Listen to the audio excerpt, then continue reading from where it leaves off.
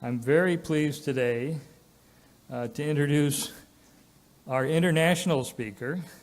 We've had several speakers yesterday that were very well received. Joe Springer from Goshen College and Floyd Miller from the Northern Indiana Amish Library, who entertained us with his sense of humor and information.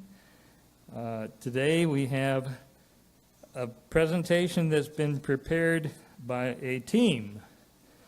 Hans Jacob Yoder of Steffisburg, and his son Andreas. They put this together over a period of months. Hans Jacob is really the historian and the worker in the archives of the local town. He was born in Steffisburg, July 23rd, 1934. He is the second child of Hans Yoder, born 1900, and Joanna Yoder Egler, born 1904. Hans married Anna Gusenberg, who was born in 1936, in 1955.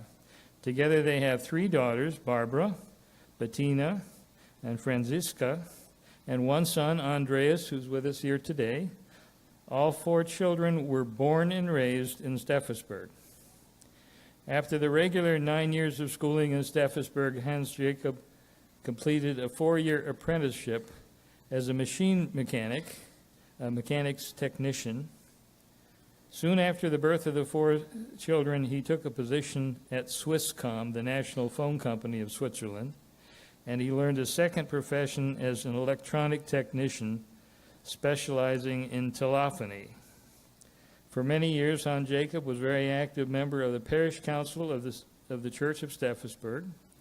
He was also a member of the Citizens Council and a leading member in the renovation committee for the church in Steffisburg during 1980 through 83. At the age of 82, Hans Jacob took an early retirement and decided to sail around the world in 18 months together with two friends. They planned to arrive in Lisbon, Portugal for the opening of the World Exposition in 1998. Since the return from his sailing trip, he spends most of his time with genealogy. He has digitized many of the old city record books, including church birth and other official registers in Steffisburg, and also from the archives of Canterbury. These archived registers go back as far as 1500 to 1600. In the meantime, Hans Jacob has refined his skills so that he fluently can read the very old writings in old-style German. Hans Jacob is kept busy and enjoys his 4 grandchildren, his 9 great-grandchildren, and his 3 great-great-grandchildren. 3 great-grandchildren. 4 children, 9 grandchildren, and 3 great-grandchildren. Andreas Joder was born in 1955, and he's the oldest child. And he was also born and raised in Steffisburg. After his regular schooling in Steffisburg and at Interlaken, he moved to Zug, which is between Zurich and Lucerne, for his education as a physics technician and his study as an electronics engineer at the University of Lucerne. He married his wife, Maja Spuler, in Canton Zug, and they have 2 sons, Fabian and Peter. Andreas has spent 9 years of his professional life in the USA, 3 in Lafayette, Indiana, 1982 through 1985, where he met the Yoder newsletter's Ben Yoder, one of the founders, for the first time, and 3 years in Minneapolis and 3 years in the Silicon Valley as a manager of hearing aid companies, Reston and Resound. Andreas took an early semi-retirement in 2010, and since then he is focusing on leading technology projects, board memberships, and investment in local technology companies. Andreas enjoys sailing and his sailboat on Lake Lucerne, skiing in the French-speaking part of Switzerland, the region Verviers, and traveling to South America and Asia. He writes, Hans Jacob and I are looking forward to meet the large Yoder family in September of 2017. Unfortunately, there was some illness in the family, and Hans Jacob was not able to come. But Andreas and Maya have been here with us through the entire reunion, starting with the welcoming reception on Wednesday. And I'm very pleased to turn over the program to Andreas, who will give us a presentation about Steffisburg and our Swiss cousins. Andreas?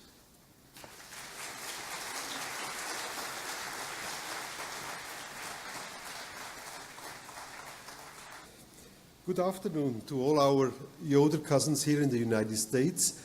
And thank you, Ben, for inviting us, to this great event. We were really looking forward a lot.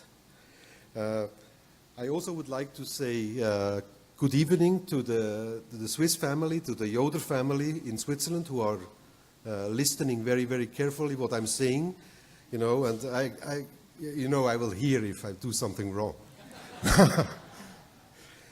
So I said it's a great honor for me and my wife to be here. And let me say a few words about the situation of my father. He was really, really looking forward to be here. So there were plans for 4 people to be here. My Hans Jakob, my father, my sister Barbara, my wife Maya, and myself. Unfortunately, my father had health problems in July. And up until 2 weeks ago, we had to decide there is just no way that he can travel this far. There's a funny story about it, because when the doctor tried to explain him what's wrong, or what his problem was, his medical problem was, he didn't listen. He continuously talked to the doctor about his US trip. So he didn't want to know about the problems. He just wanted to go to the United States. And so it was not easy for the doctor, right? So please allow me to say a quick hello to the guys in Switzerland in Swiss German, so you get to hear a word or two, or maybe a sentence or two in Swiss German, just so they can appreciate following us, what we are doing here.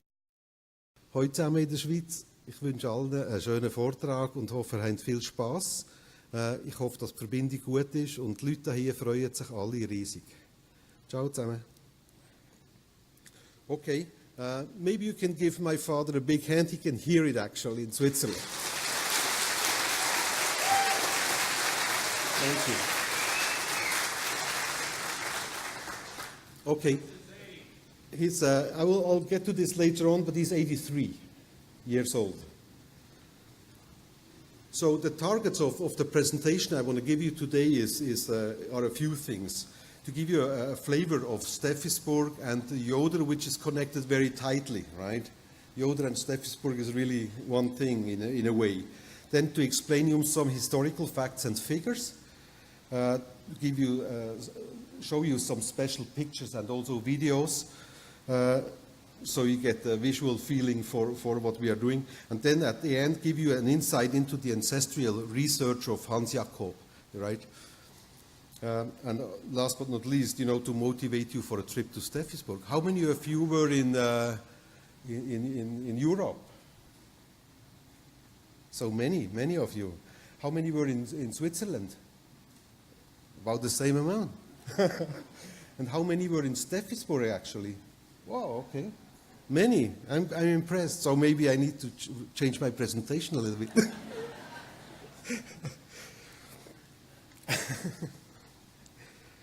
Now, I've structured the presentation the following way. A short introduction of the Yoder team, the 4 people.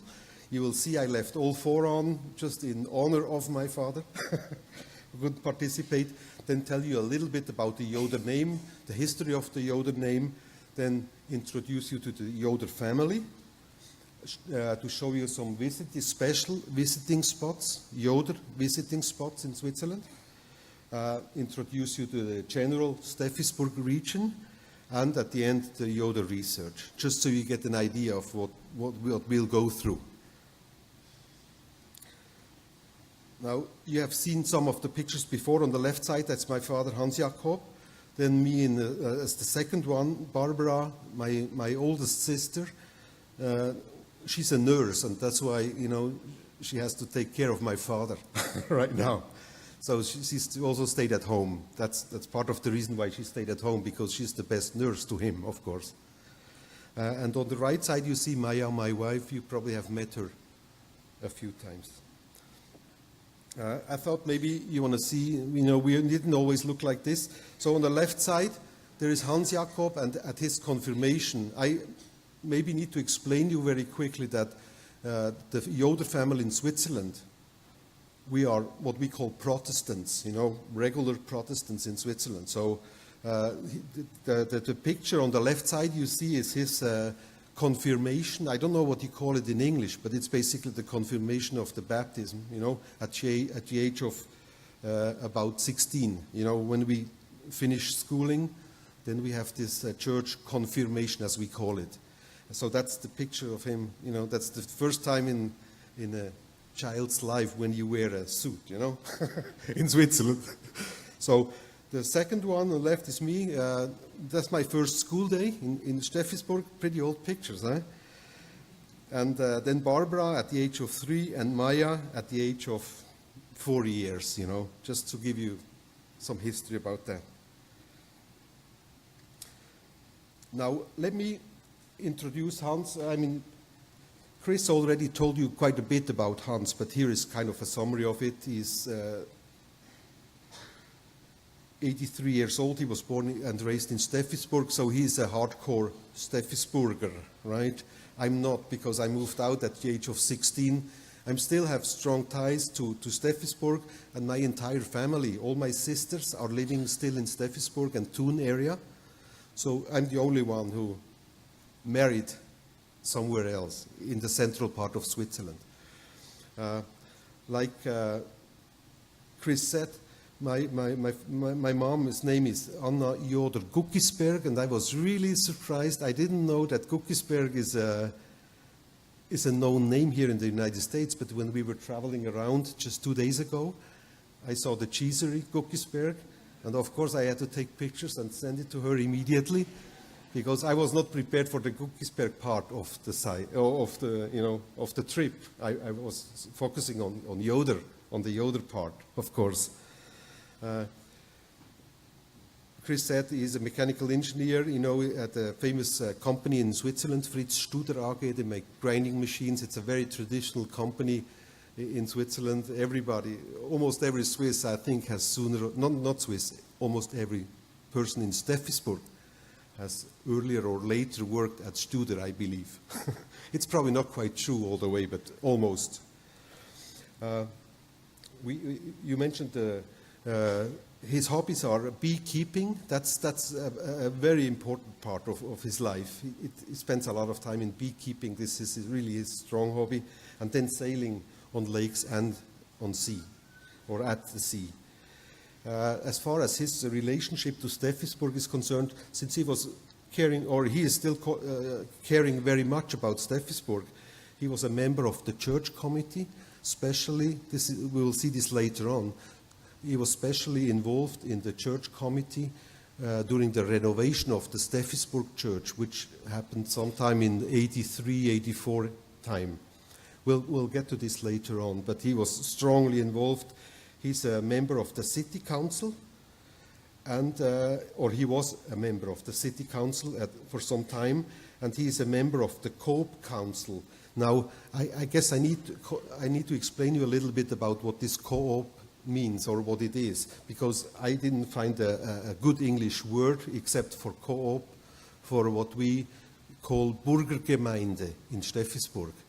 We'll see later on a video where the president of the Burgergemeinde, he will introduce it. But I need to explain you in English a little bit. Every Swiss name is related or attached to a certain city in Switzerland. And that's what we call Heimatort or Burgergemeinde.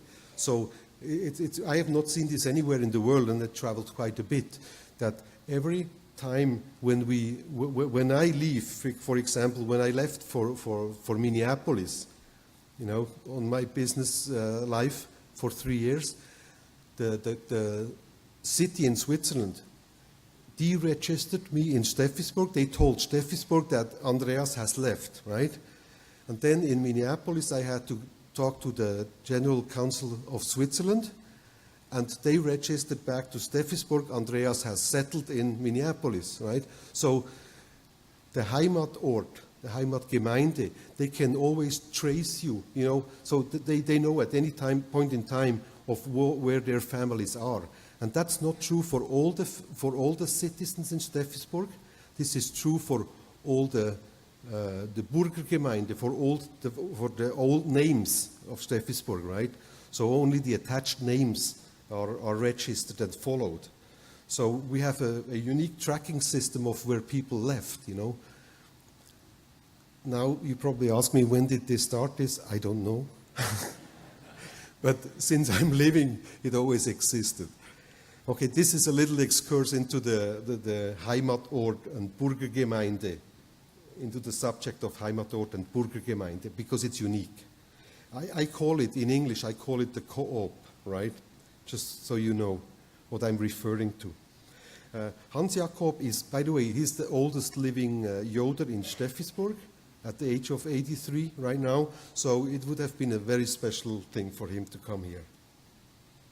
The picture on the right side you see, it's during his election, it was an election picture when he applied for registered for the city council membership, Now a short introduction of what I did, even though Chris already told you a lot about me. I was born in 55, raised in Steffisburg and Interlaken. Interlaken, my father had a job in Interlaken for a few years. So of course, as a child, you just follow him.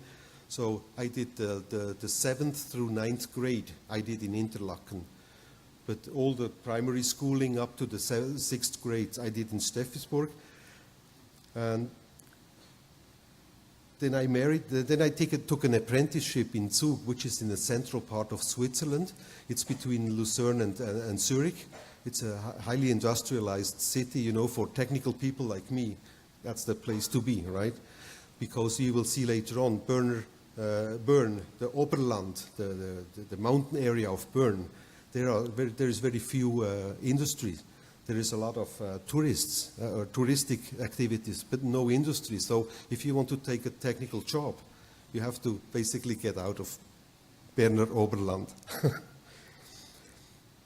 So I spent 3 years in Lafayette, Indiana, as you said, that electricity company. They have this the glass box in your backyard measuring the electricity. I was a design engineer for this product. And then I did hearing instruments in Minneapolis and in Redwood City, California.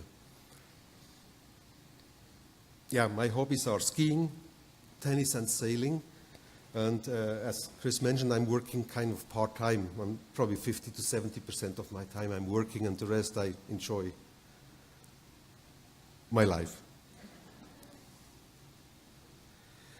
Here is a video message I took from Hans Jakob, because he couldn't come. I said, maybe we should give him a chance to talk to you a little bit. His English is not so good, so that's why he has done it in German. But I will give you a quick translation afterwards. And on the right side is the message from the president of the Burgergemeinde, or Heimatort, right? Now let's see if we can get this going.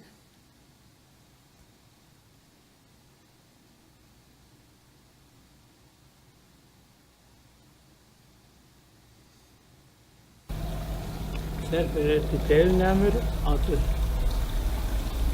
National-Joder-Reunion. Gerne hätte ich an der Reunion teilgenommen, aber es ist einfach verhindert worden durch eine Krankheit, die im Moment einfach sehr stark ist und mich eben nicht reisen nach Sipsuana. Ich danke unserem Sohn Andreas Beat und der Schwiegertochter Maya ganz herzlich, dass sie mich sprachlich und geschichtsinhaltlich vertreten. Es ist mir schon bis heute und weiterhin eine Freude gewesen, Personen aus Amerika in Steffisburg zu begrüßen.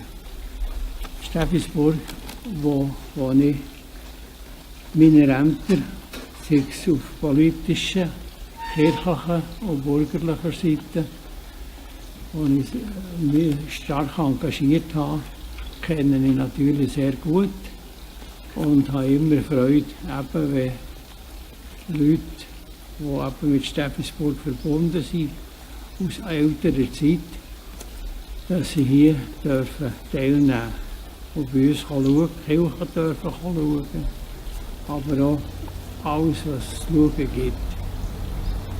Ich wünsche euch allen viele interessante Momente und verbleibe mit freundlichen Grüßen aus Steffisburg, ancestral Yoder.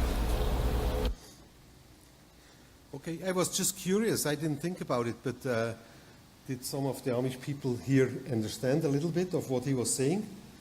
It's the classical Swiss dialect, you know, which is spoken today in Bern, and so I never thought about it before, but it's a good opportunity. So what he basically says is he welcomes everybody, and he regrets that he cannot be here. He's very much attached to Steffisburg. His heart is with Steffisburg, and it's too bad that he cannot come. And he says, you're always welcome in Steffisburg, so if anybody visits Steffisburg, please let us know, and he will show you around. He's actually already doing this for quite some years, right? So some of you have probably met him already. And then also a short message from the president of the Burgergemeinde. I will have two parts. Here is just a quick say hello note, and then will be a longer part later on where he explains a little bit the Burgergemeinde. He shows you around within the Burgergemeinde.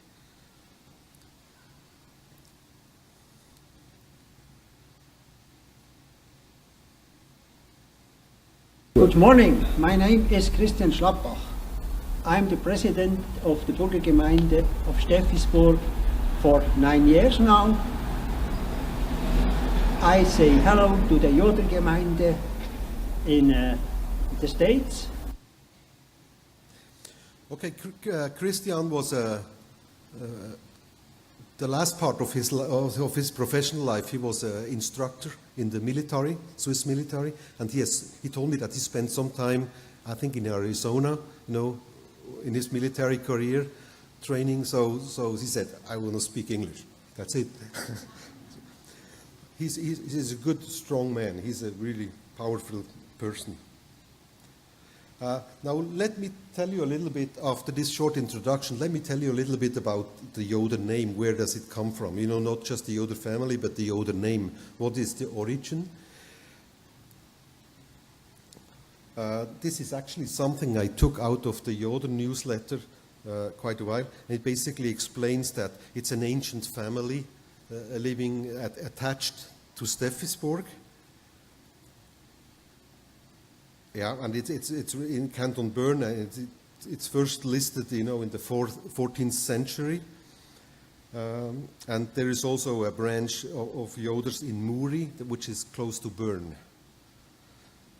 So there is a long relationship between Steffisburg and Yoder. Yoder really belonged to Steffisburg in a way. Now, where did Joders come from? There was a monk, in the 4th century there was a monk, Italian monk, who traveled north, you know, and you will see it later on the map, that north of Italy there are the Alps, and you know, in the 4th, 5th century it was not so easy to cross the Alps. It was a major undertaking. It was not just like today, you know, you take the car or the train. It was a major trip. So what he did is he crossed the Alps from Italy to bring his gospel to the valleys.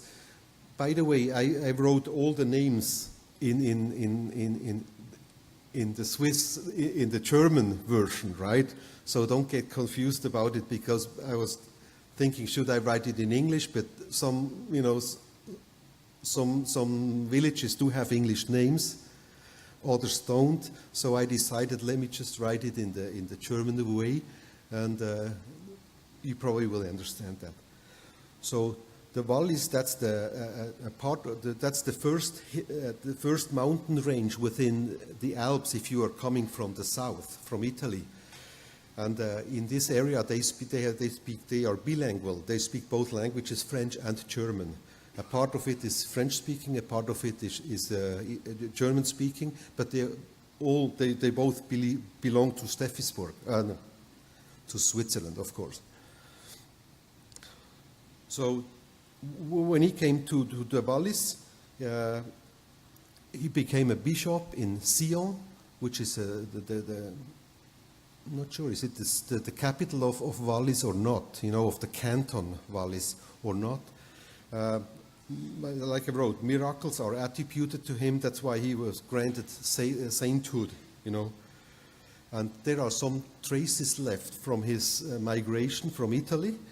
And two of them, or three of them are, one is the Yoder horn, that's the name of a big mountain. I'll show you more details about it later on, but it's the Yoder horn. And there is some wine, monks and wine goes well. So, no, it was good wine, and I will show you also a video about the winery, the vineyard in this area.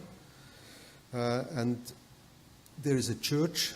It's a church in Sion. Is also named according to this Theodore or Theodule, I need to explain you here also that it's sometimes confusing because there is a word Theodor and sometimes it's called Theodule. And in German it's Theodor, and Theodule is basically the French version of it. So in the French-speaking part of Switzerland they call him Theodule. In the German-speaking part of Switzerland we call him Theodor. You will see later on how it's derived from Theodor to Yoder, right? It's a long stretch, but it works. I checked with the Swiss Encyclopedia, about the name Yoder. How do they describe it in their books? And at the bottom you see that basically the English translation. It says, it's a very old, long-established family in Steffisburg, Canton Bern, derived from Theodule, as we just saw. That's the monk, right? With an already established, immigrated branch, Yoder, to the United States. That's you, by the way, right? I'm the one left in Steffisburg, and you're the one here. So it's actually, that's this confirmation that Yoder is attached to Steffisburg in a way. Now, how did the name Yoder, we started with Theodule or Theodore, and how do we get to Yoder? It's quite a way, right? So the way it's explained in Namespedia actually is Theodule, then it became a saint, it's Saint Theodore, then the abbreviated version, Saint Theodore, then Sankt Eodor, and Eodor and Yoder. So you can see that how it has developed. Keep in mind, we are talking about 1,500 years, right? So it's not like in a short period of time it has changed. It's an evolution. That's why I call it evolution of the name. One question which is not answered is how come a monk started a family, or how does it work, right? Because these days monks couldn't have a family. So, but that was not the case back in the 4th century. So, not 4th century, in the 4th century, yes, it was not the case. So it was okay if a monk had a family and, spread the family name, of course, or. Now, about I was in the archive of Steffisburg, and the oldest document we have in the archive of Steffisburg is dated 1449. I don't want to explain you too much about the content of what's in there, right? Because that's not subject. But it's also difficult to read, by the way. My father, he's able to read text like this fluently. I'm not. So he's missing. Then I was looking for what was the first Yoder record, right? Because I'm a Yoder, so the first record is okay, but I want to see the first Yoder record. Where are we listed for the first time? And what we found is in the civil book that in 1753 there was the first Yoder record in the archive of Steffisburg, right? There are other references in Switzerland and probably also in other parts of in France and Germany, which go further back. But in the archive of Steffisburg, the first time we find the Yoder is in 1753. And this here is basically the second part of this record, you know, where you can see the date, 1753, right?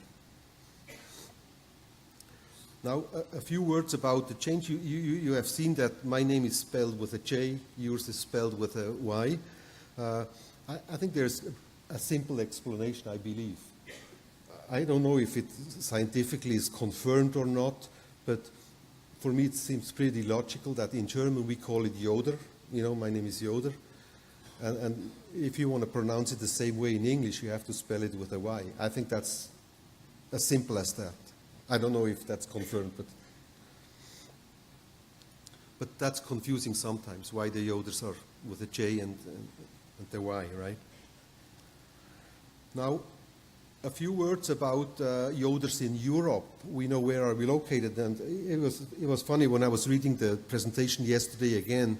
I said it matches quite well what we have heard yesterday about the Amish history, you know. So the location of the Joders in Europe is kind of centered in Switzerland, but it also covers the northeastern part of France, Frankreich, that's the French part. And then on top you see Deutschland, Germany, right? So the southern part of Germany, northeastern part of France, and the Swiss-German part of Switzerland, right? That's where the Joders can be found. I have more details about it on the next slides. I was looking at a special listing because I wanted to figure out where are the Joders in Europe distributed, you know, or where are they located. And there is a large majority of Joders are in Switzerland, especially in Canton Bern, and majority in Steffisburg. There is a way, it's an indirect research, but basically we saw that there are in 2008, there were 132 phone listings for Joders, which represent about 350 Yoder living in Switzerland right now. Don't take this as a precise number, but just as a good guess. You know, these days now, in 2017, this type of analysis wouldn't work because most people have mobile phones and are not listed in the phone book anymore. So, but I think at the age of 2008, it was probably it will give us a relevant indication of how many people are. If you think about it, we are talking about 350 people, maybe there are 400 by now. That's about as many people as we are here. So all the Joders in Switzerland would fit in here easily, right? It's amazing. Then I did the same thing for Germany to see where are they located, and you can see on the map they are pretty much located in the southern Germany, in Pfalz and in Augsburg area. These are the major locations for the Joders. And as far as numbers is concerned, there are 84 phone listings in Germany representing about 200 plus people, maybe 250 to 300 now. Also a small number. So the majority is in Switzerland. The second largest population of Joders is in Germany. And then I have looked at the French part just yesterday again, and there are, in 2008, there were 53 Joders listed in the phone book in France, and they are all in Alsace. And we heard yesterday during the Amish presentation, you know, that this is exactly the area where the Amish people went. They left from Switzerland to Alsace, and then they migrated further on, right? So we found 53 phone listings representing about 150 Yoder living in France, with the majority up northeast, in the northeastern corner of France.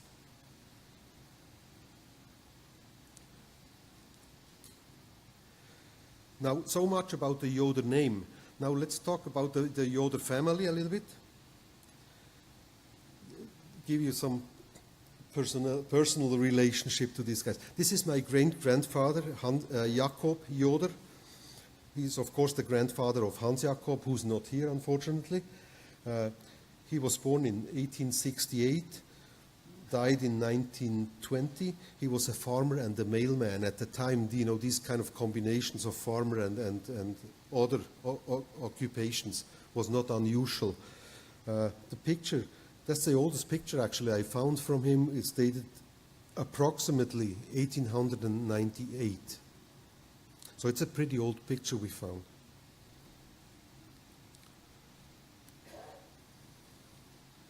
Then this is my grandfather Hans, you know, before he was Jakob Joder. Now my grandfather now is Hans Joder.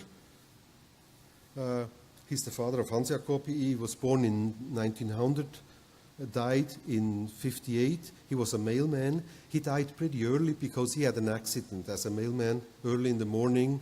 In a snowstorm, he was riding his bicycle from Steffisburg to Thun, and he got run over by a car who came on the other side, you know, because of the snow. He was probably driving somewhere in the middle of the road rather than at the side of the road. So he was hit over or run over by the car and died. So I'm born 55. He died in 58. I do not remember him, but my parents tell that he spent a lot of time with me and we had a good time together, but I don't remember him anymore, unfortunately. Then this is my grandmother, Johanna Barbara Yoder Eckler. She got 90 years old, and this is a picture shortly before she married. The picture was taken in 1929. It's a pretty classical setup, I guess. You know the picture. I like to see the old pictures somewhere. That's one of their wedding pictures dated in 1930.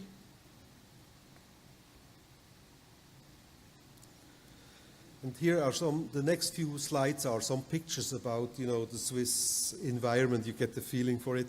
So, of course, we spend a lot of time, in Switzerland, we spend a lot of time in the Alps because that's part of our environment. So, that was even true, you know, many, many years before I was born.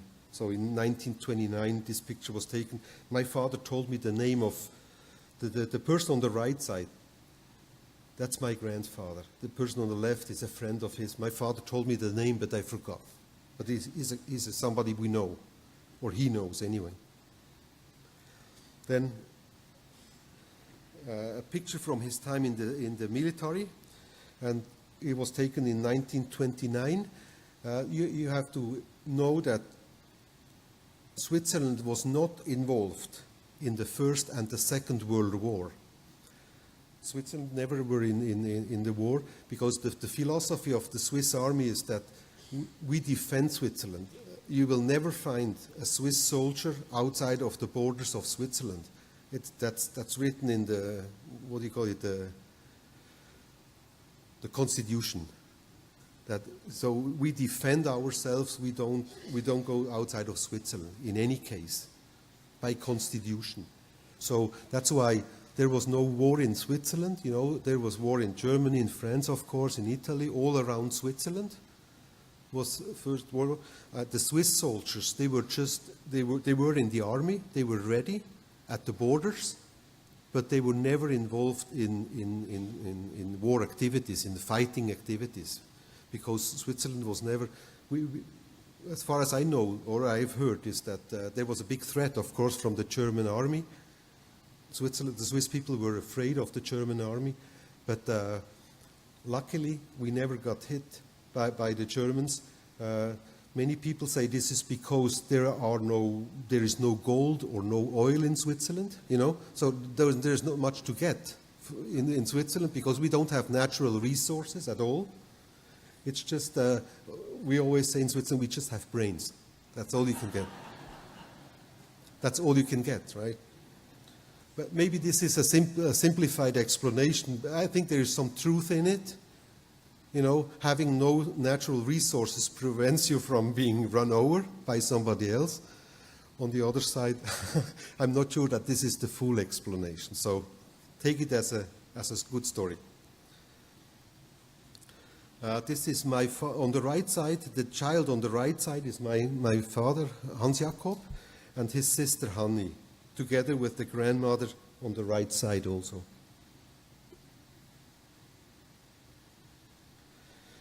Now, I was thinking, should I put this picture up or not? This is basically the wedding of my parents, Hans Jakob and Anna. They married in 1955, and it's in a village very near Steffisburg. And I put this up because the picture on the left side gives you an idea about the environment. You know, there are rolling hills, not the Alps yet. In Steffisburg, there are rolling hills, not Alps yet. So you get an impression of it's a typical village around Steffisburg. And there is a side comment on the picture on the right side. You see that my mother is wearing a black wedding dress. And when she told this to me, I was really surprised. She was pregnant with me at the time for the wedding.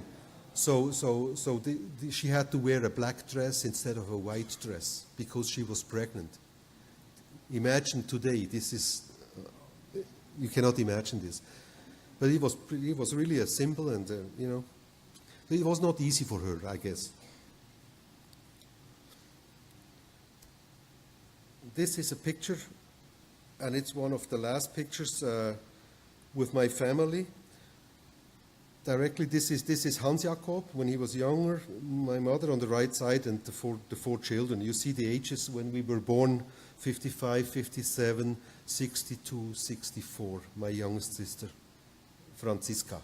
You see also the names are typical Swiss names, so nothing fancy.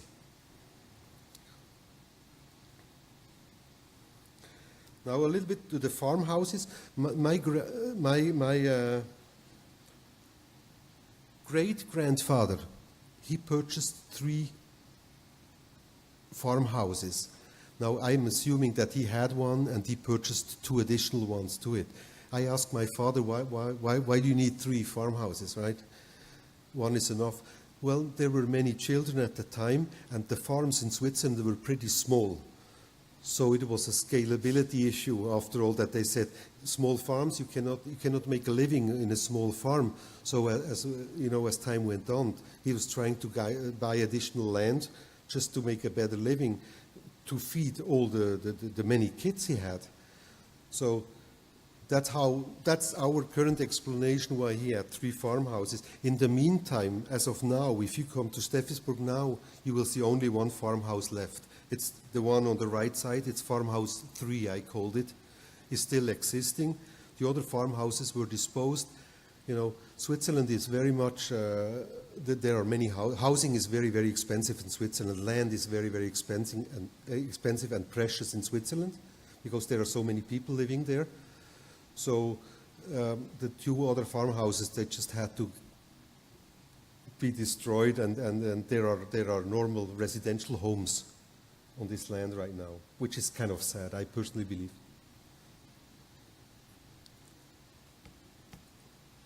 Now, I call this one here the Yoder house in Steffisburg. Now, to be honest with you, this is not the official name. It's because it's my parents' home. It's my home, right? That's why I called it Yoder house. It's not an official name for this house. It was built by my grandfather in 1944. And today it's owned by my sister Barbara. Her name is Barbara Urban Yoder because she married Mr. Urban, Bruno Urban, and she's living there. So if you come to Steffisburg now and visit us, you will see this house. That's the way it looks right now. It's pretty nice, I think. Now, in honor of my father, I also said I have to show his bee house. It's very important, and he's good, and he really does everything for this. He takes good care of it, even at his age, and now that he's not such in a good shape physically anymore, he had some problems the last few months taking care of the bees, but it was always first priority. Here about a few pictures about his time when he acts as a sailor. On the left side you see a trip we took together on the Mediterranean Sea. On the left side is my cousin Peter. He's 4 years older than I am. Then Hans Jakob in the middle, my father, right? And on the right side there is Martin Yoder, who unfortunately died last year. And on the right side, the picture is Hans Jakob on his around the world sailing trip. As Chris mentioned, the idea was that they will leave 18 months before the opening of the World Exhibition in Lisbon. They would start with the sailboats, and then for the opening of the World Exhibition, they would arrive back in Lisbon. That was the overall concept. It was a great trip. So he took an early retirement at the age of 62, learned how to, not learned, but practiced the sailing in Switzerland and in the Mediterranean Sea, and then took this world tour afterwards. So it was good experience for him, I think. Now a little bit, I don't want to go into the details of the numbers and people, etc. I just would like to give you an idea of what the family tree looks like, our family tree looks like. And this is the one of of Jakob Yoder, who was born in 1868. He had 8 children. And what you see is the fourth from the left side. This is my father, Hans Jakob, right? And the wife Anna. So it was typical to have, it was not unusual at the time to have eight children. These days in Switzerland, you have the average family has less than 2 children, right? It's actually a shrinking population in a way. The same, or not the same, but another family tree of Hans Jakob, my father now, shows that he has 4 children, 11 grandchildren, and 3 great-grandchildren. That's as of now, right? Can change anytime. So this is not finished yet.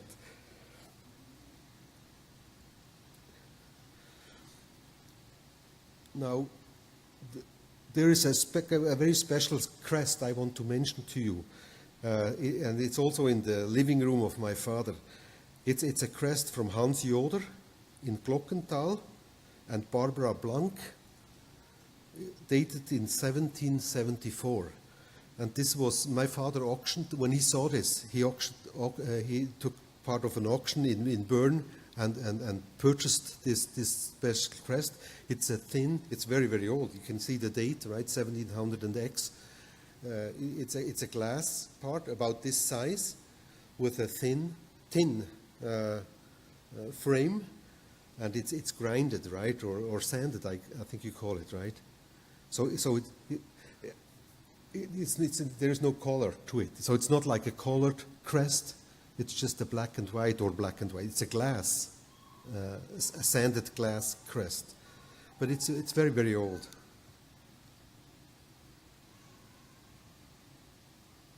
Oh, here, I'm sorry. You can also see the logo, today we call it logo. The crest of Yoder is this, what I call eagle's leg, you know. You can see it in the center. We'll get a better picture of this eagle's leg later on. Now let me show you some interesting spots, visiting spots. When you come to Switzerland, you know, of course there are many, many more spots you should see, or locations which you could visit and could see. I just picked out a few which are of special interest and which are especially beautiful. Now the first one, of course, is the church in Steffisburg. On the right side, you see the inside of the church. The Protestant churches in Switzerland are kept pretty simple. So if you compare it to the Catholic churches, you know, with the gold and the framing and so on. The Protestant churches are held very, very simple. You see the seats, there's not much fancy things around it. But this is typical for Switzerland. However, it's the nicest church in Switzerland. Not true. A few words about the history of the Steffisburg church. It was built in the 17th, 18th century. We don't have very precise data from this time, of course, right? But the indications are what they found is it goes back to 7th, 8th century. Then it went through a couple of changes, like adding a single nave church, making it a basilica in the early 18th century. Then it was a Roman church tower, so the church tower was added in 1319 only. Before it did not have a tower.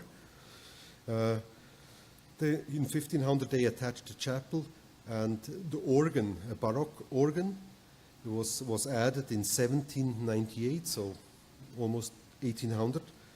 And then various renovations took place. I stopped the listing afterwards because many renovations have been made afterwards. But the last big renovation was in 1982. And that's when my father, as I mentioned, my father was heavily involved as a member of the church renovation committee at the time. And that's also the time when the famous Moses panel or commandment panel was reinstalled.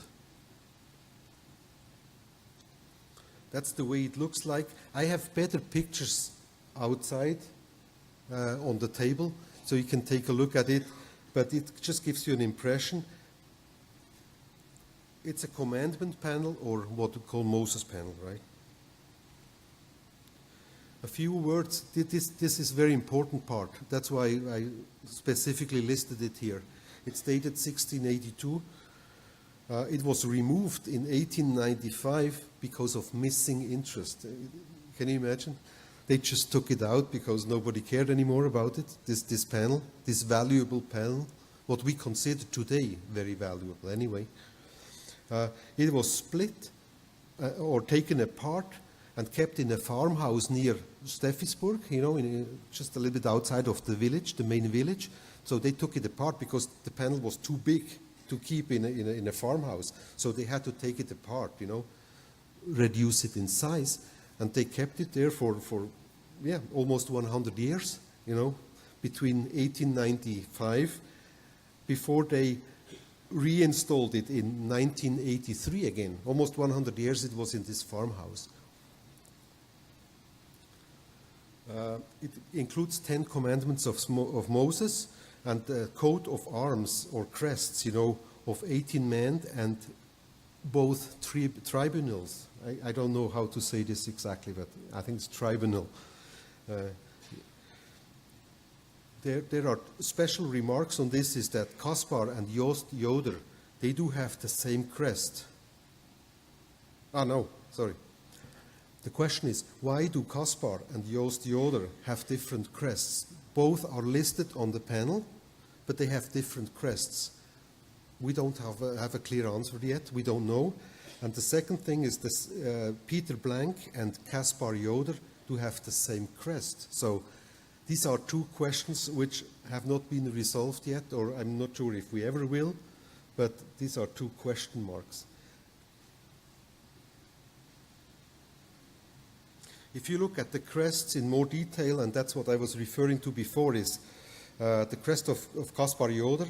It's a cut-off eagle leg. That's how it's described. And on the right side, you see the Yoder crest. And this is a yellow lily, I guess you call it, right?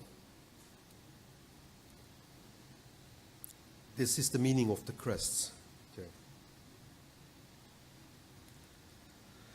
Now, another spot after the church in Steffisburg is the church in Schwarzenegg. It has a special meaning, I think, to the Amish peoples. I have had some visitors. This church was built in 1693-94, and it was a result of the establishing baptism in Langeneck Eritz, which is an area just outside of Steffisburg, right, where many Täufers are coming from. And a historian in Switzerland told me, or in Schwarzenegg told me that the story is like this, that many Täufers did not come to the public church in Steffisburg because of the different belief. So the government, the official church, they put pressure on them, says, why don't you come to church every, Sunday or whatever it was. And they said, well, it's too far, Steffisburg, we are living up in the mountains, in the hills, and we have to come to Steffisburg. It's too far. That's why we don't come. So the government basically forced these people and says, okay, you build your own church up there. Not your own church. You build a public church closer to your area, and that's in Schwarzenegg. But you have to pay it yourself. So when we get Amish visitors or Mennonite visitors to Switzerland, it has a special meaning, right? Because it was built and paid for by these people at the time.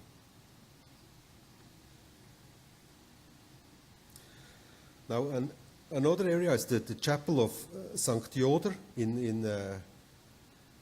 That's more in the central part. It's in Nidwalden. NW stands for Nidwalden. This is Canton Nidwalden. There's a big picture out there. It's a beautiful location, a beautiful chapel. It's close to where I'm living actually right now with my wife. It's about maybe 20, 30 minutes away from where I'm living. So it's in the central part of Switzerland. It's not in Bern. It's not in Canton Bern. But a very beautiful location. It's worth going there. There is another St. Joder chapel in Hergeswil, Willisau. That's near Lucerne. And it's dedicated to the Bishop Theodor. We learned about this right before. It's an old chapel. It was first recorded in 1716 in the book. But unfortunately, it was torn down in 87 and rebuilt in 1990. I personally think it's very sad. It looked better before. That's my impression. But, that time goes on, so they didn't ask me. Another very special location in Switzerland is the Yoderhorn. I mentioned this. This is in the Canton Wallis, where the monk came over. And it's a big mountain. It's 10,000 feet tall, right? 3,000 meter high. It's right at the Italian border.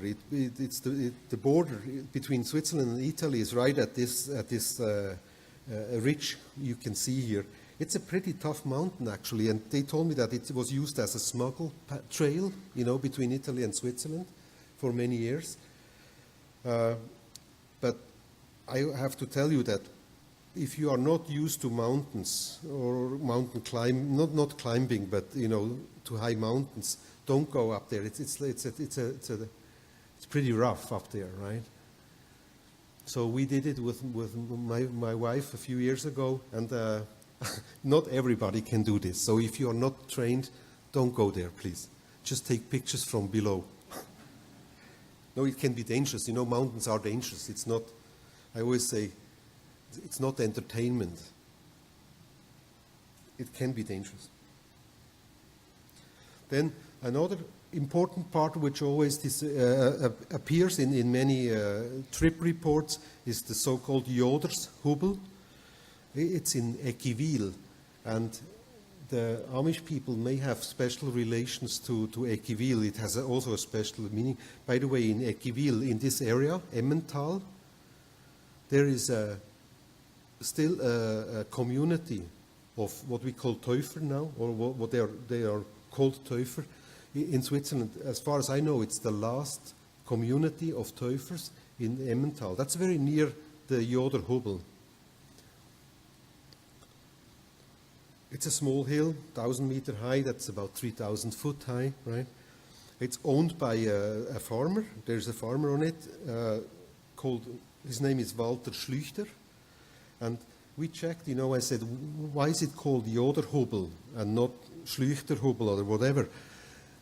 The issue is this: what we found in the old records is that in 1890, the first generation of Schlüchters purchased this land, and now it's the third generation of farmers on this land by this family. We went further back to see where are the Joders, right? That's the interesting part, because it's called Yoderhubel, so there has to be a Yoder somewhere. But in the written records, we did not find any written records yet. We went back all the way to 1818, and there was a Christian Bucher who was purchased this land, before. So we did not find the Yoder in it yet. So it's something which remains to be challenged. There is a letter from the geographical department in Bern who confirms to Karl Yoder that there were many Joders living on this hill, right? That's why it's called Yoder Hill. This statement from the geographical department was not confirmed yet, so we need to dig further back. I assume that it has to be related to Yoder, otherwise it would not have this name. But as far as hardcore records, we couldn't prove it yet. Another part which is worthwhile visiting is the vineyard, St. Joder vineyard. Again, this is in the French-speaking, it's just at the border between the French-speaking and German-speaking valleys. It was a cooperation of a few hundred farmers who said, let's do a vineyard, let's have a wine cellar, let's start a wine cellar and sell some wine. It's the highest vineyard in Europe, by the way. And I've prepared a short video about this, so you get, not because of the wine, but more because you get to see many mountains. You get an idea for what it looks like in this area. So maybe forget the wine, but look at the area.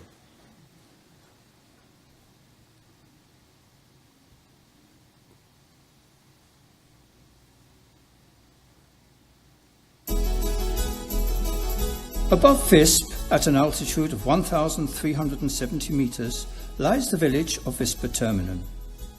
It is called the Heide village. The name originates from the Heide wine, which is grown there in the vineyard of Vispa-Terminen.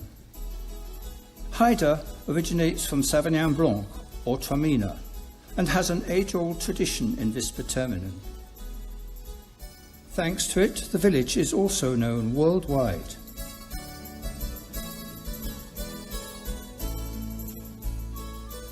The vineyard of Vispa-Terminen lies at a height between 650 and 1,150 metres and is thus the highest vineyard in Europe.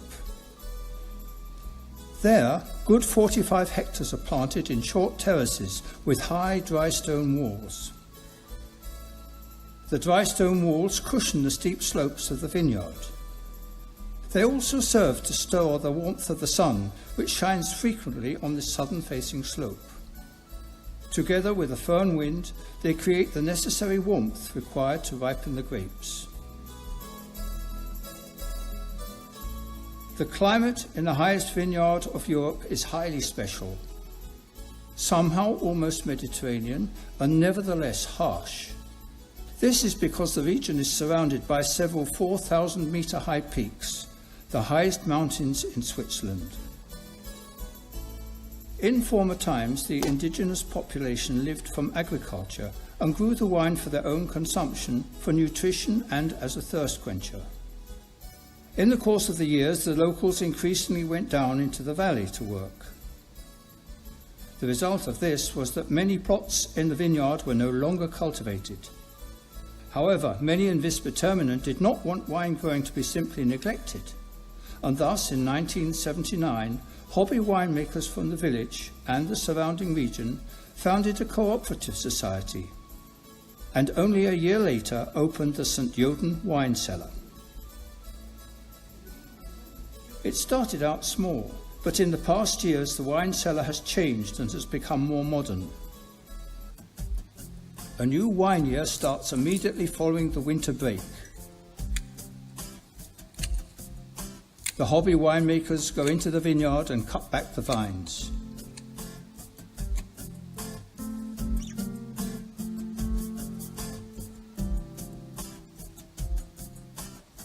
When finally the sun shines warmer in June, the first grapes can be seen and the winemakers start with the pruning and trimming.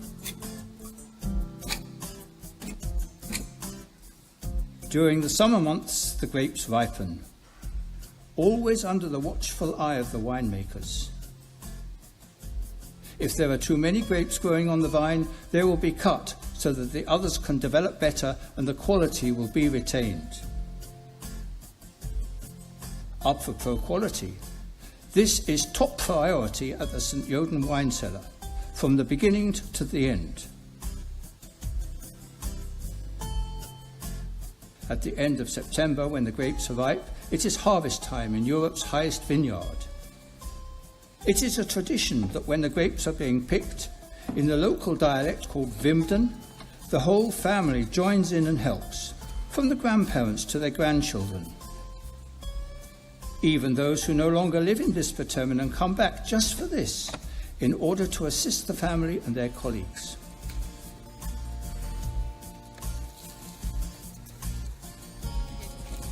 Vimden is an extremely strenuous affair. It is all pure manual labour. The grapes are cut, they are filled in boxes and carried on strongman's backs to the tractor, which then drives directly to the wine cellar.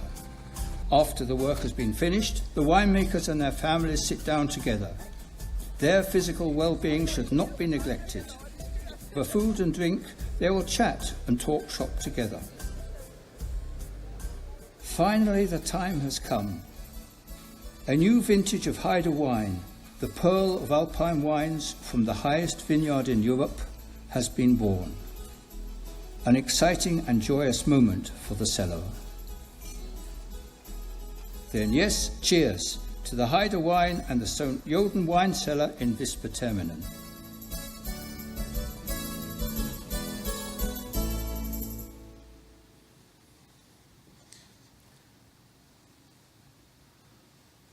All right.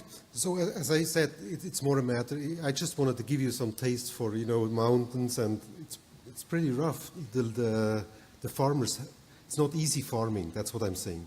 It's pretty steep. So the last point of interest, not the last point of interest, but the last point I want to show you is a house in Zermatt. Most people of you know Zermatt. And there is a little house, St. Yoder house in Zermatt. But again, my list here is not complete, and I don't want to overdo it. There are many more chapels and Yoder-related points, but I just picked a few of them which are of special interest. If you have specific questions about it, please let me know, and I can give you more detailed advice where to go.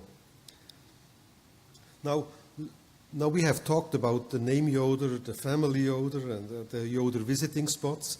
I would like to show you a little bit more about Steffisburg, the city Steffisburg. And before I do this, let me explain you about Switzerland, because I'm not sure how many of you know Switzerland well enough or good enough. So if you look at the map here, as you can see that Switzerland is pretty much in the center of Europe, And I wrote down for me, it's like a melting pot, a cultural melting pot, because we have France on the left side or on the west side. We have Germany on the northern side.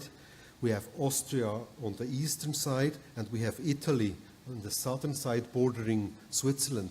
So I'll show you on the next slide then where we speak what languages. We also have different languages in the same country.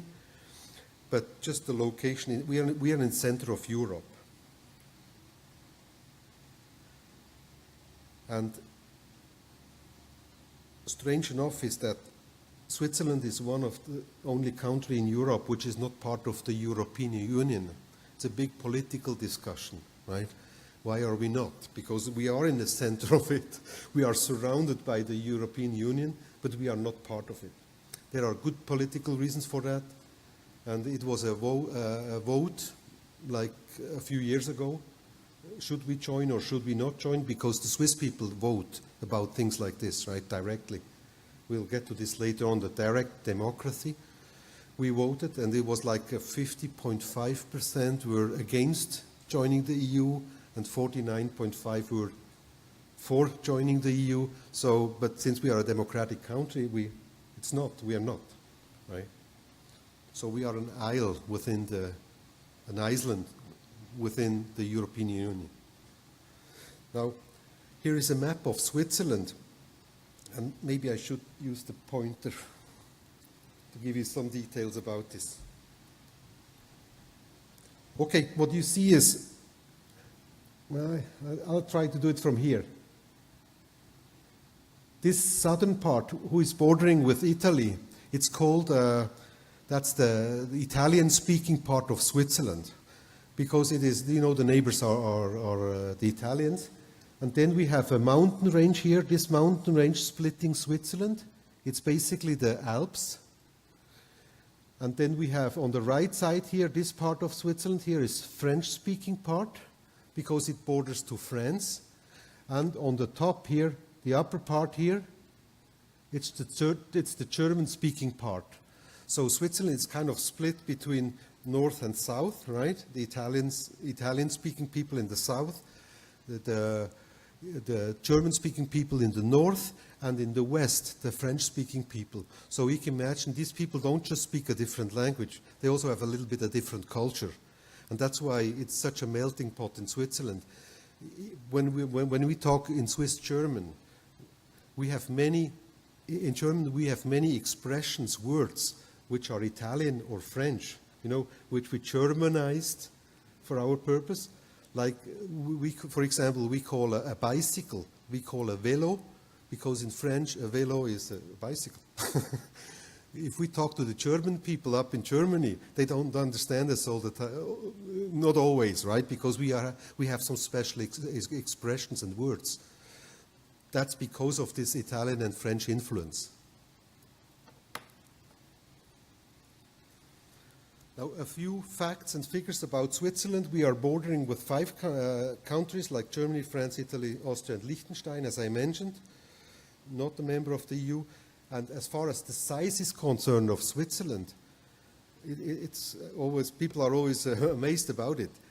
Switzerland is about half the size of Indiana, right? Indiana state. So we are talking about a very small country with 4 languages.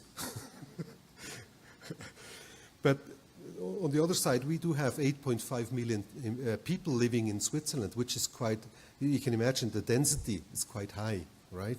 And the good part of Switzerland is mountains, so you cannot really live in the mountains. So the density in the flatter areas is even bigger, right?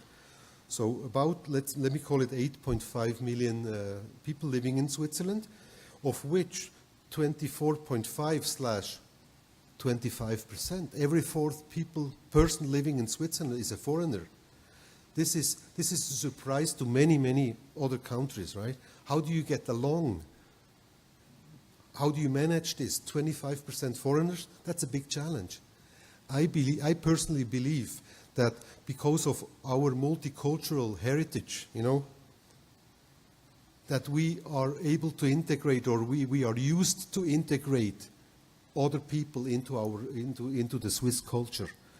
I think that's one of our strengths. However, there is also limits, right? Sometimes it's not always easy. But it's a huge percentage, you know. Most other countries have problems if they have more than 10, 12%. But in Switzerland, we have 25%. The Germans, you see that the language split is the following. 64% is German-speaking, 23% is French-speaking, 6.6% is Italian-speaking, and there is a very small minority of 0.6% or 50,000 people speaking the Roman language. We call it, in German, we call it Rätoromanisch. It's kind of a Roman language, and it's a dying language. I have to tell you that in Switzerland there is a law.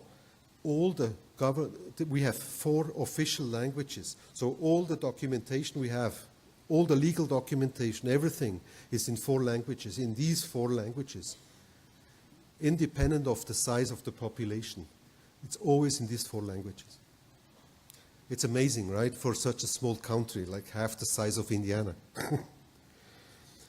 The capital of Switzerland is Bern. That's where I'm from, so it's good. But Zurich, as far as economic importance, Zurich is really the economic center of Switzerland. It has 1.3 million inhabitants as the largest city in Switzerland, and it's in front of Geneva, Basel, and Bern. As far as the religions is concerned, it's 37% Catholics, 25% Protestant. These are the two official religions. 14% are other religions, and 24% have no religion, meaning in an official way, right? They have no religion. They have not registered themselves as one or the other religion. The governmental organization is this. We have 26 cantons. That's similar to the states in the United States here. Switzerland was founded in 1291. Now, imagine this was not just a place a few guys got together and says, let's found Switzerland, right? It was a bit more complicated. There was in the central part of Switzerland, there were today we would call it 3 cantons in the central part of Switzerland who said, we want to be independent of the Habsburgs and all the other kings and powers. We want to be independent. We want to do our own thing. So that was in 1291 when the 3 cantons put their head together and says, we are Switzerland now, right? It wasn't called Switzerland at the time. And then over the next few hundred years, more and more cantons or areas attached to this. So that's how Switzerland was built up over many hundred years. So it was not like a one shot and Switzerland was founded, right? It was a process we went through. And the federal constitution in Switzerland is dated 1848. And this is to a large degree still valid until today. Of course, it's revised every now and then, but in the core, in the heart, it's still the foundation of 1848. And this is, we don't have our army never goes outside of Switzerland. We defend our country, not anything else. These basic things are listed in this constitution. The political system is also. It is somewhat similar to what you have in the United States, but it's also different at the same time. In other words, we have 7 federal councillors, and each one of them has a separate department, like energy department, like foreign department, etc., etc. But they are all, it's like a team of 7 people. None of them is the president formally. So they all have the same authority or the same power. They are just responsible for different. So it's a team approach. Now you say, okay, but I have read that there is a president in Switzerland. You're right. Every year, one of the 7 is elected as a president, and it's not because of power or a party or something like this. It's just because it rotates. And for representative reasons, one of the 7 is called president, but in a way he has no power at all, not more or less than the other ones. It's just a representative function he have, right? So there is not one president having a big influence. It's always the team of 7, which has its pros and cons, of course, you can imagine. If 7 people have to agree on something, it takes a little bit longer.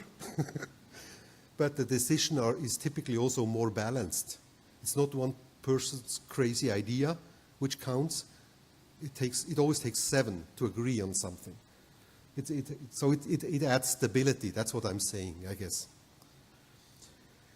So the 7 federal councils, 46 council of states. So each state, that's similar to I think the U.S. Senate, right? Each state has has 2 representatives. It adds up to 46 because we also have 6 what we call half states, very small areas. Obwalden, Niederwalden, they are one big state, but they are 2 cantons because they are very small. So it adds up to 46, and then we have 200 people in the National Council. Only the 7 federal councillors are professionals. All the other people below are not professional politicians. They're amateurs. Of course, you know, some of them only work 25% or 50%, but there is nothing like a profession for this.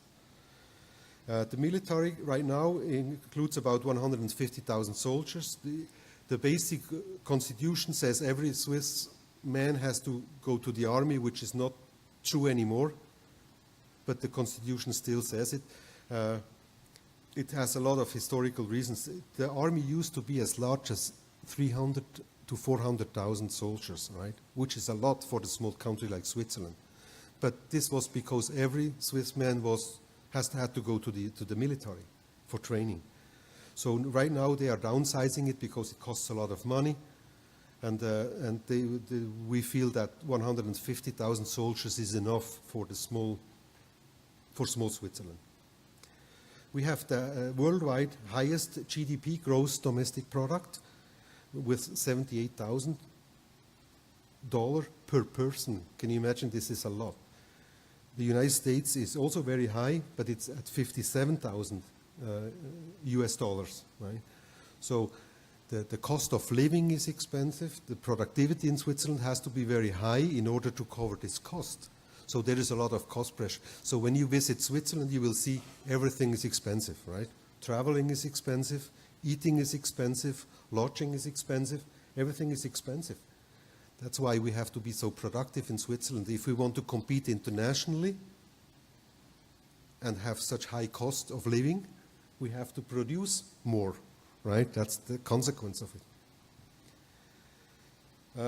A few words about the internet. You probably have seen that the internet, the extension is .ch. The .ch comes from Confederatia Helvetica. Helvetica is in the French-speaking part. They call Switzerland different from in the German-speaking part. But all in all, it's called Confederatia Helvetica. That's where the ch stands from or comes from.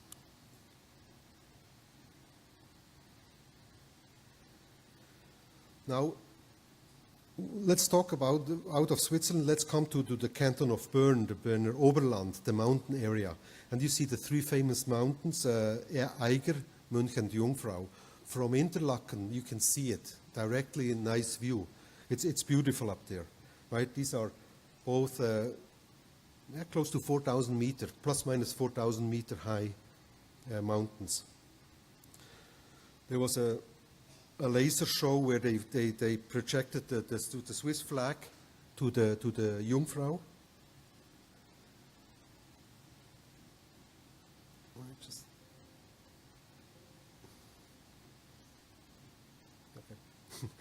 What I wanted to mention here is the following. This is the Swiss flag, right? It's the red. You saw it outside. It's the red flag with the white cross. Very often, international people confuse it with the Red Cross, right? Because it's just the other way around. The cross is red, and the outside is white. And the more confusing part even is that the Red Cross is located in Switzerland. It was founded in Switzerland, and it's located in Switzerland. So, many foreigners, to us Swiss, it's clear, right? But many foreigners confuse this. They cannot differentiate between the Red Cross and Switzerland, as far as the flag is concerned. The Berner Oberland is very touristic, right? Like I said before, you don't find industrial jobs or hardly industrial jobs up there, so it's very touristic. Just to give you a flavor, the picture on top left is Interlaken with the Lake Thun on the left side. And then the picture on the right side is the ski race, a famous ski race. I know skiing is not such a hot item here in the United States as it is in Switzerland, but in Switzerland everybody sits in front. It's like when Lauberhorn race is on, it's like your national football time. Everybody sits behind the TV and watches, you know. So we are big ski fans, of course, by definition.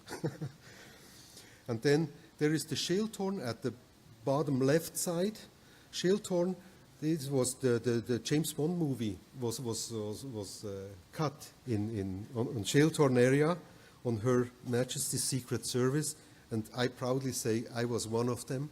standing at the ice rink because I was 14 years old. Also, they offered all the people, the young kids, right? They said, you get $20 if you are a person for just one day. You have to be there because they needed a lot of people in the ice rink. So I'm one of them. If you look very carefully, maybe you see me. And I got $20 at the time. But so much about the Schildhorn. Now I have a very short clip here, video clip on the Schildhorn, because it's quite impressive. If you come to Berner Oberland, it's worth going there. It's very short. It has no tone. There are many base jumpers up there.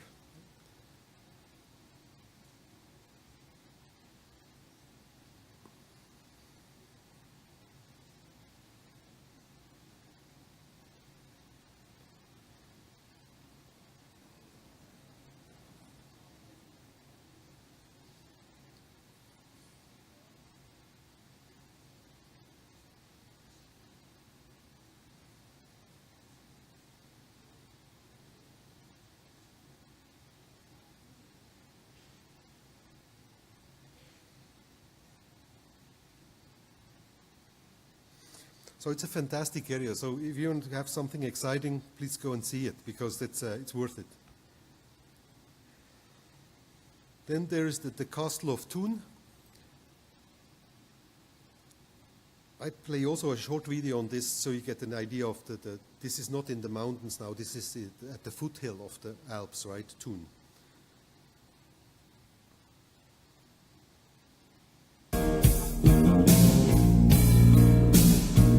This is Lake Thun you are seeing here, the view to the Alps.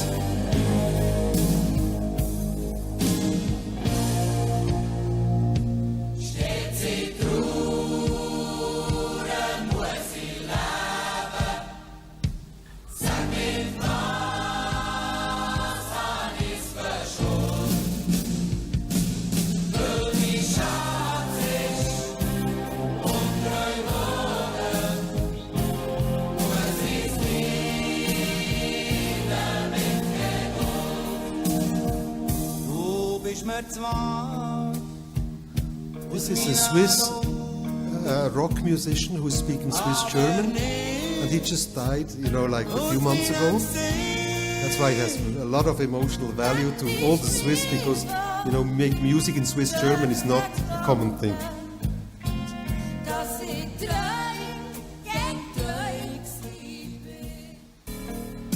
This is now Steffisburg, just a brief view.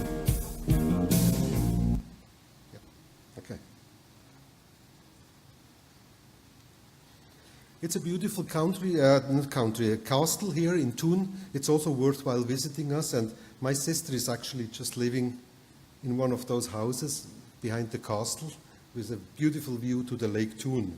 You don't see it. This is the back side of the castle, and she's living on the front side of the castle. As far as Bern and Steffisburg is concerned, there are the two logos. You have seen the flags outside. Bern is a bear, the symbol is a bear, and the symbol of Steffisburg flag is the castle of St. Stephan. I've put together a short picture presentation on this as well, on Steffisburg, because there are so many things you could see in Steffisburg, so I put it into a picture show, as I call it.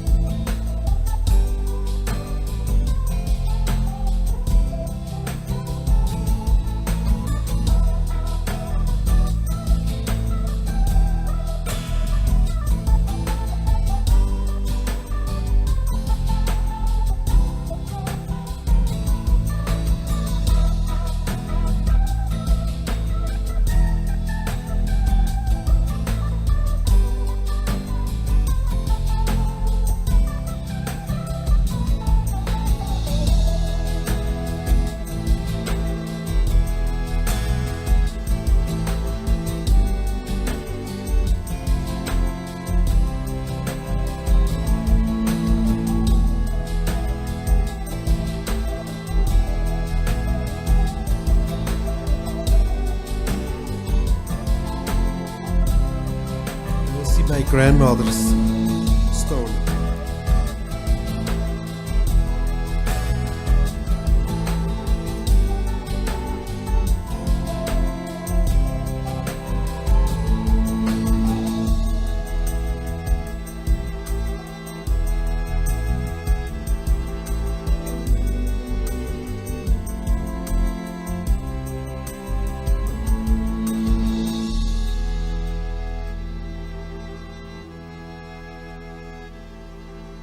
This is the church in Schwarzenegg.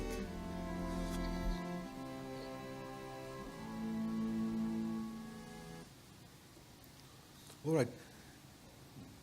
I just wanted to add to these pictures, make sure that you don't understand. It's not like in a museum in Steffisburg. I just show the nice buildings and the older buildings. I didn't show you the modern buildings and the industrial buildings. So it's not, it's not fully representative.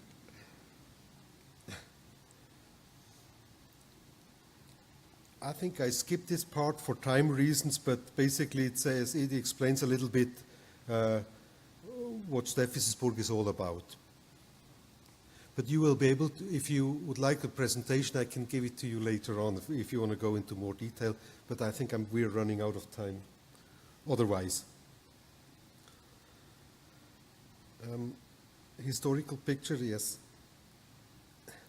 Maybe a few words about the Zulk.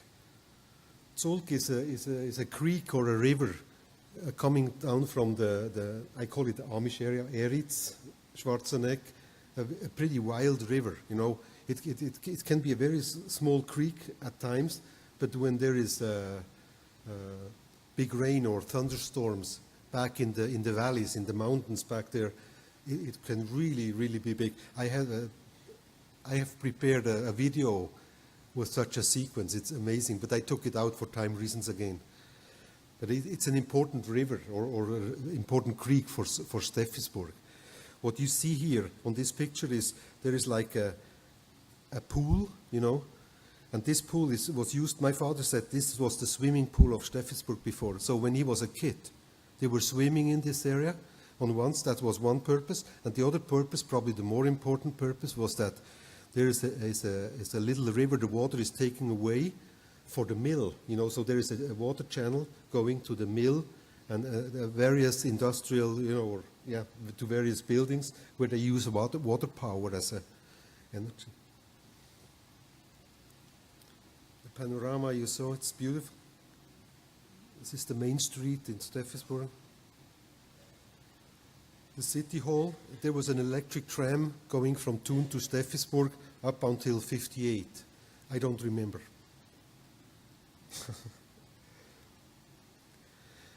Now this is the co-op house or the Burgergemeinde house. And I need to show you this video very quickly because Christian Schlappach, the president, you know, who you saw at the very beginning, he is explaining you a little bit about this.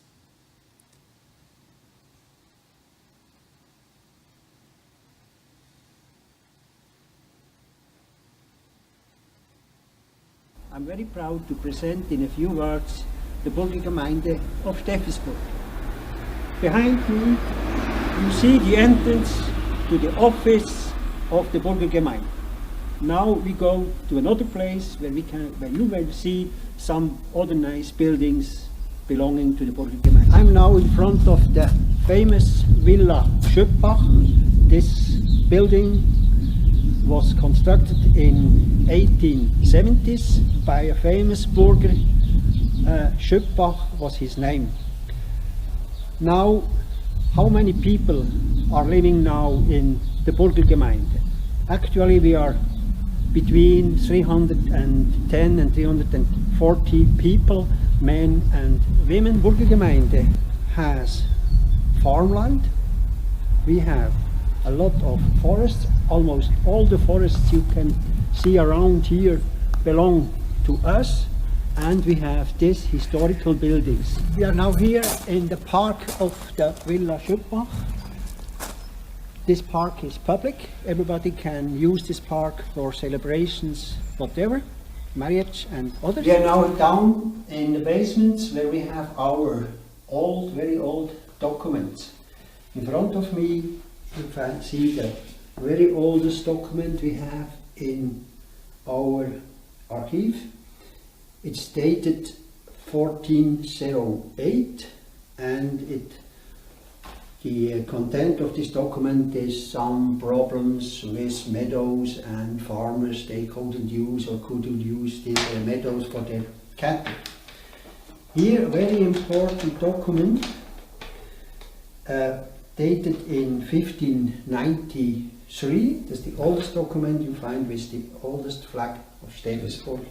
And for me personally, I'm very proud because this document is signed by Mr. Peter Schlappach. He was the governor at that time from this area. And finally here, one of our documents, this one here is dated 1727, and this is more or less at that time the administration was writing down in these documents everything important happening to the community at that time. My father in the archive.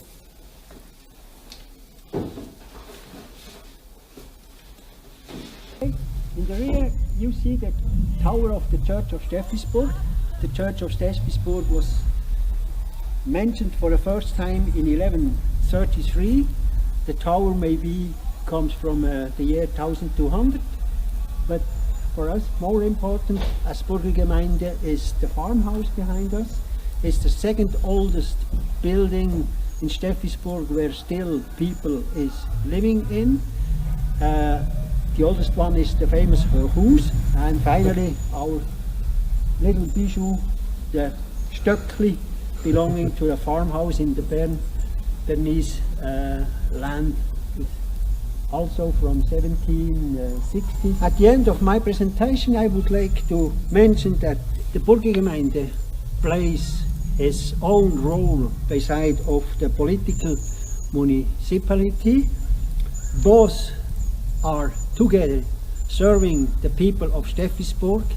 For us, especially as Burgergemeinde, it is important that we take care of our heritage and that we make them fit for the future generations. Thank you for your attention. I would be very proud to receive you whenever you come to Steffisburg.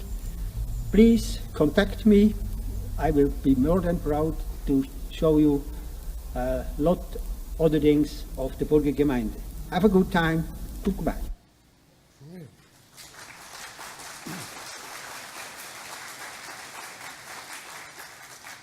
So you have to take him by his word, he said. Okay, this is the building of the Coop House, then the Villa Schüppach you saw in the video very quickly. It's just a better picture. It's a big wooden bridge. It's not very old. It's dated 1937, but it's made of wood, completely wood. This is the Hochhaus. This is the oldest building in Steffisburg, and you know, when I was reading about this, I was really surprised, because I was living, when we grow up as children,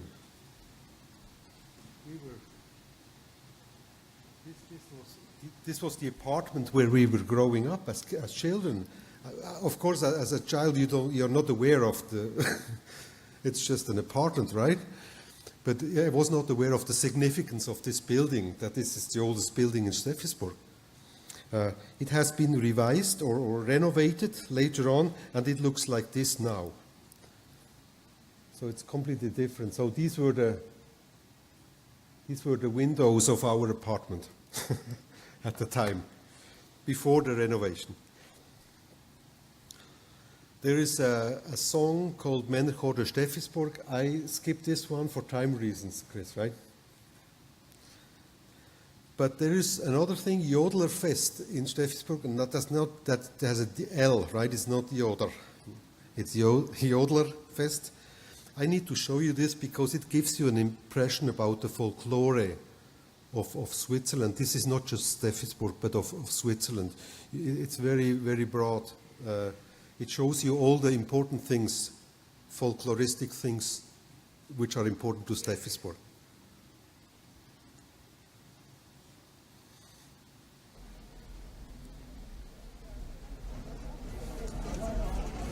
Nach 3 Tagen Jodeln, Schwingen und Festen That's in Swiss ist am German, Sonntag so. der Umzug angestanden am bernisch-kantonalen Jodlerfest Steffisburg.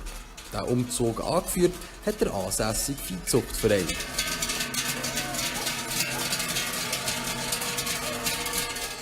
Es hat aber nicht nur Kühe gehabt, auch Geissen sind die Zulgstrasse entlang geführt worden. Genauso wie etwa Sennenhunde oder Bernhardiner.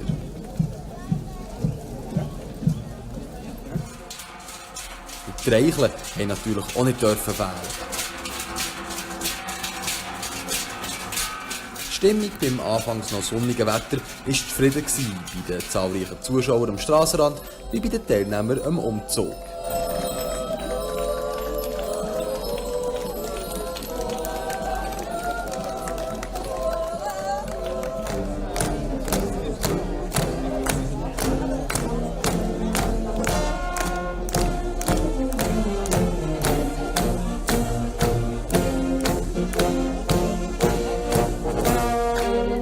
Sport ist auch noch getrieben worden.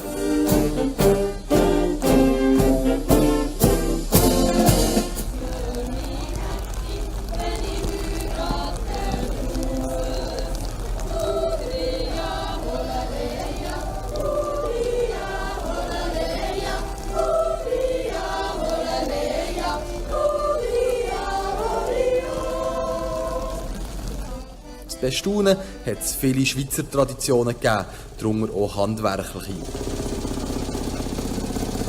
Neben der Tröschgruppe Waleren waren auch ein paar Zimmermannen von Unterlangenegg und Steffisburg am Start gewesen.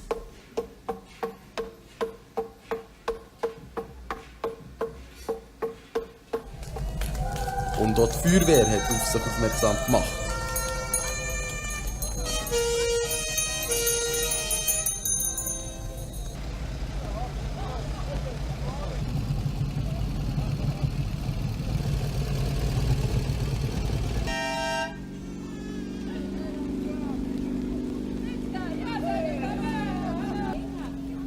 Fahnenschwinger hat es auch noch gehabt, solche, die noch ein bisschen üben mussten, und andere, die souveräner waren. Die meisten immer. Jetzt noch mal ein paar Eindrücke vom Umzug.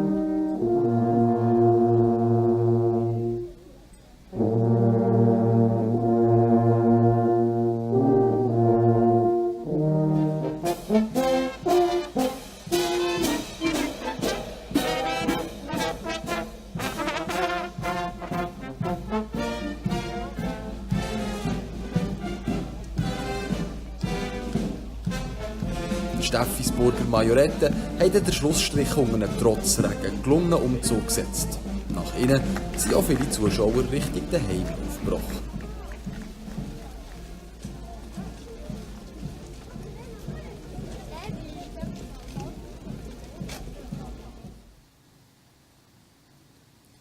Okay, you saw the measurettes in Switzerland, you know? But I tell you, I thought I should have cut it out, because I know in the United States the measurettes, it's a different level. It's not so popular in Switzerland or in Europe, so our measurettes, I hope they don't listen on Facebook.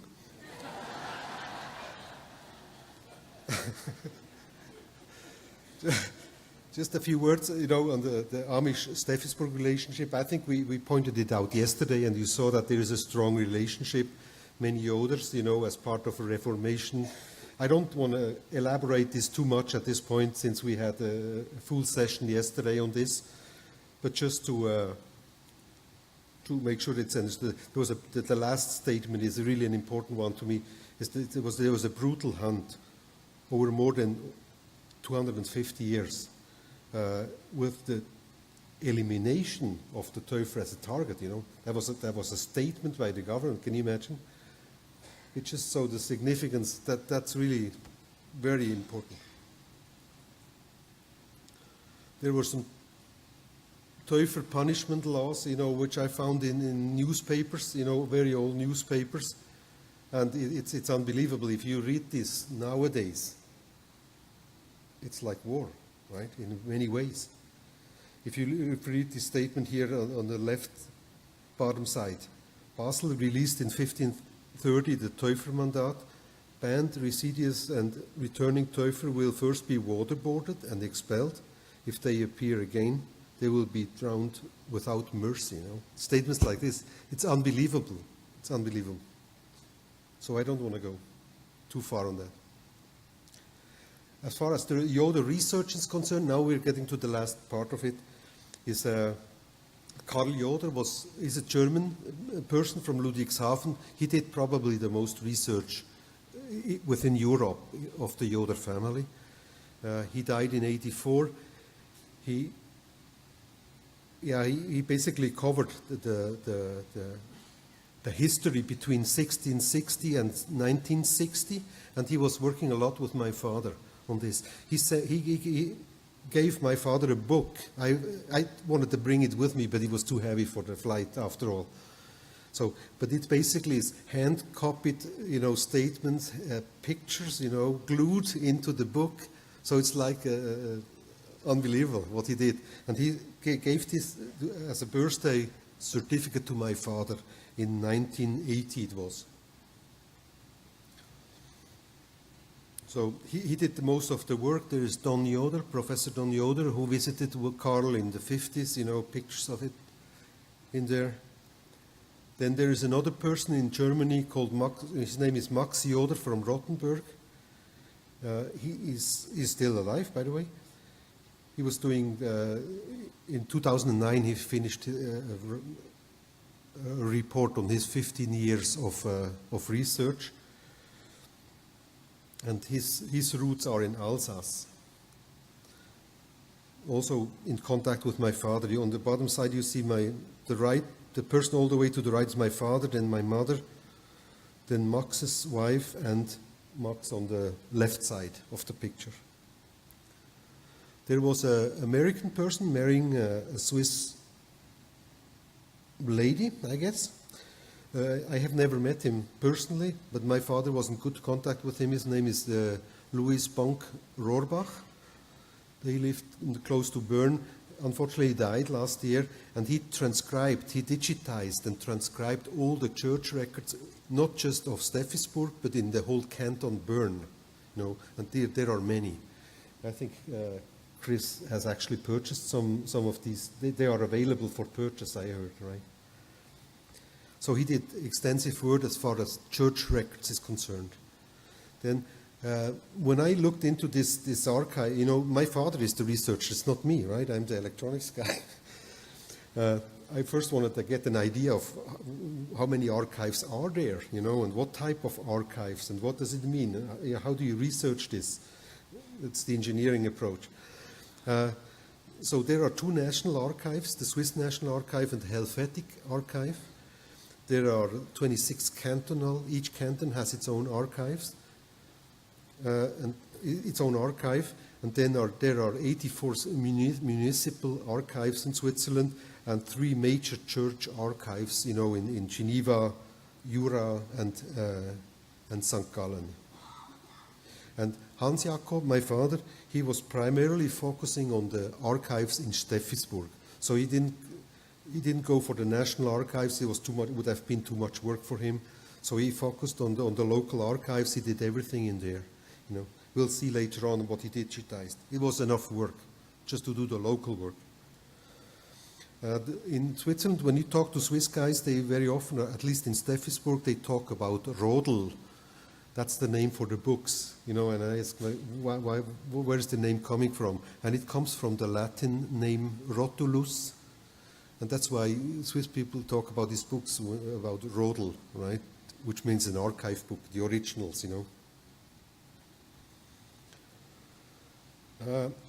with personnel data, we have church books, Ehe Rodel, marriage books, starting 15.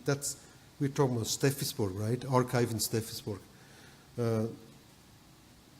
Marriage books starting in 1551. Then baptism books. We have plague death. We call it also pest death books.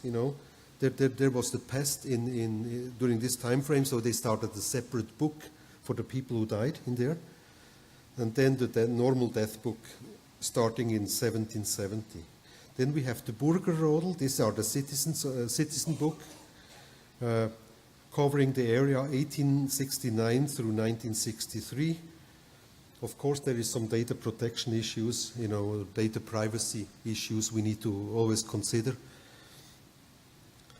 And then there are the Burgerarchiv. This is the Burgergemeinde Steffisburg.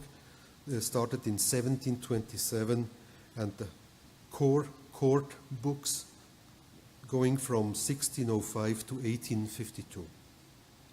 Just to give you a rough idea. You don't have to remember the numbers. I don't know it either.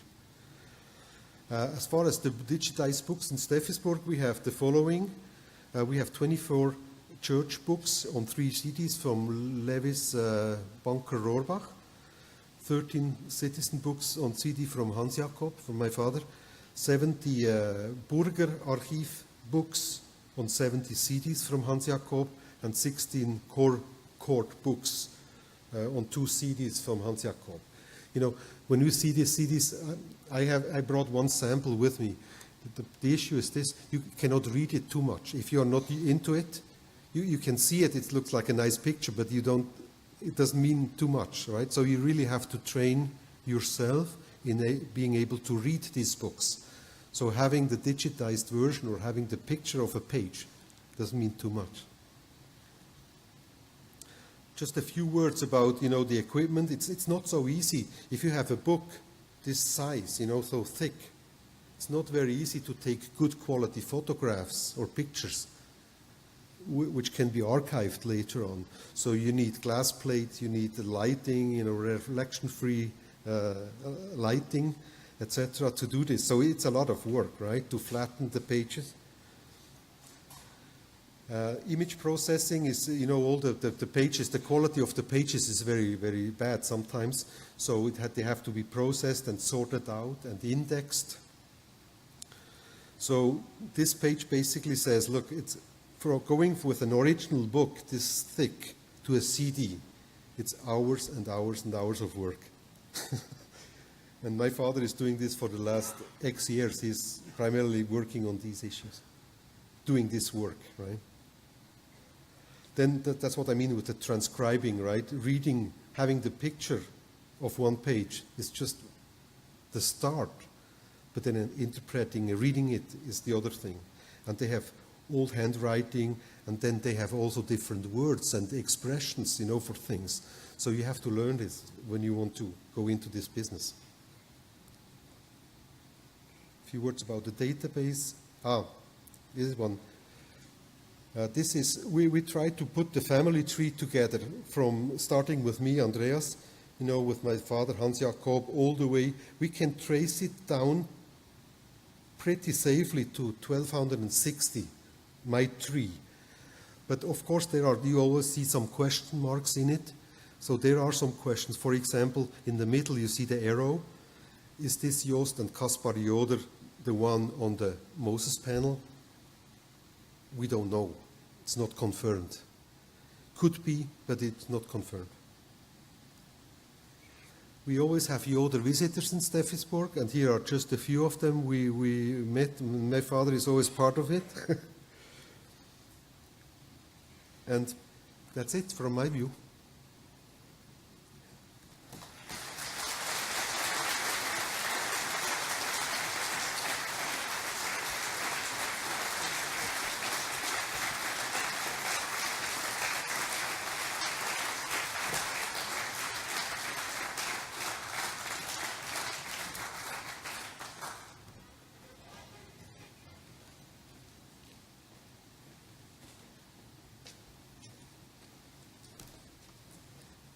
Well, thank you, Andreas, and thank you, Hans Jakob in Steffisburg, for this very special gift for all of our American Yoders. I can't say enough.